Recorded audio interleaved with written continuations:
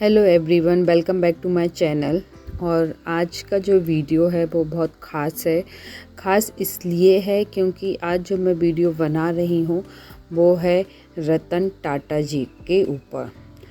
और उनको कौन नहीं जानता होगा, वो किसी भी पहचान के मोहताज नहीं है।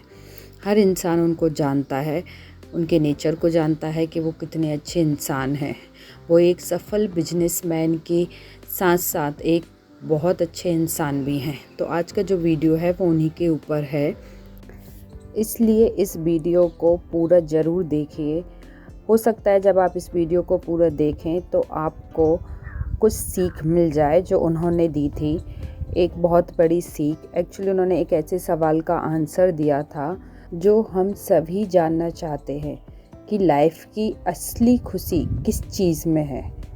हम सबसे ज़्यादा खुश कब होते हैं? क्या जो हम इतनी मेहनत करते हैं, हार्ड वर्क करते हैं, पैसा कमाते हैं ताकि हम अच्छी लाइफ अफोर्ड कर सकें, महंगी से महंगी चीज़ें ले सकें, क्या इनसे हमको लाइफ की असली खुशी मिलती है?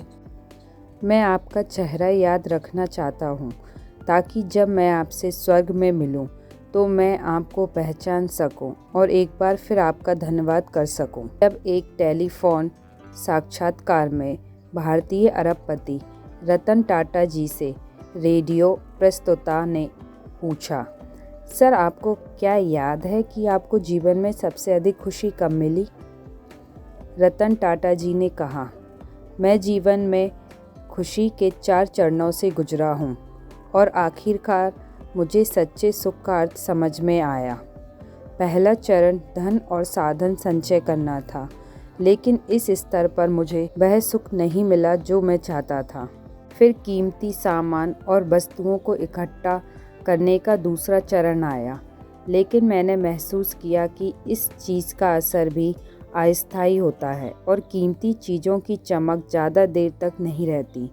फिर आया बड़ा प्रोजेक्ट मिलने का तीसरा चरण।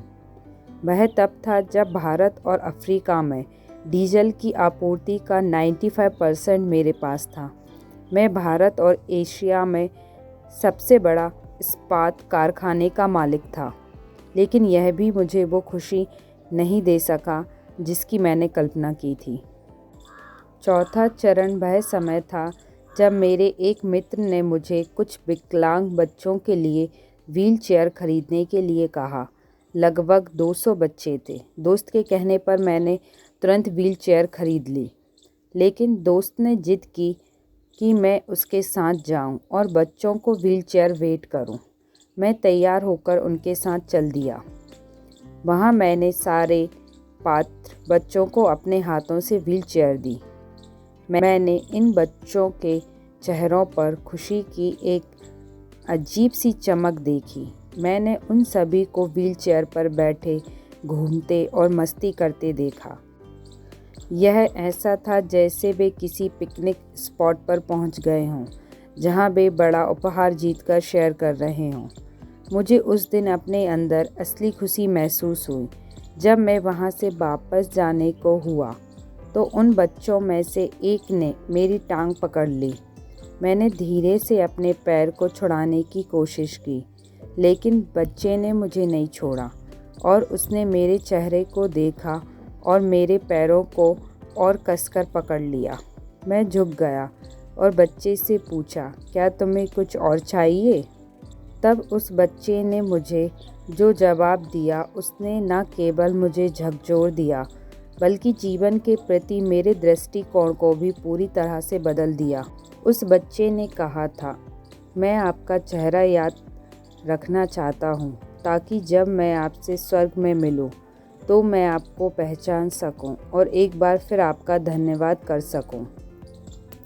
इस कहानी का मर्म यह है कि हम सभी को अपने अंतर मन में झांकना चाहिए और यह मनन अवश्य करना चाहिए कि इस जीवन और संसार और सारी सांसारिक गतिविधियों को छोड़ने के बाद आपको किस लिए याद किया जाएगा। क्या कोई आपका चेहरा फिर से देखना चाहेगा? यह बहुत मायने रखता है। इसलिए लाइफ में हमें कम से कम एक काम ऐसा ज़रूर करना चाहिए जिसके लिए लोग हमें हमारे मरने के बाद भी याद रख सकें। हम अपने लिए तो हमेशा ही जीते हैं, कभी दूसरों की खुशी के लिए भी जीना चाहिए। अगर हम इस लायक हैं कि हम किसी की हेल्प कर सकते हैं तो वो हमें ज़रूर करना चाहिए। और यकीन मानिए, ऐसा करने से आपको जो खुशी मिलेगी वो आपको कहीं और नहीं मिलेगी। Thank you for watching. अगर आपको वीडियो पसंद आया हो तो please like, share and subscribe my channel.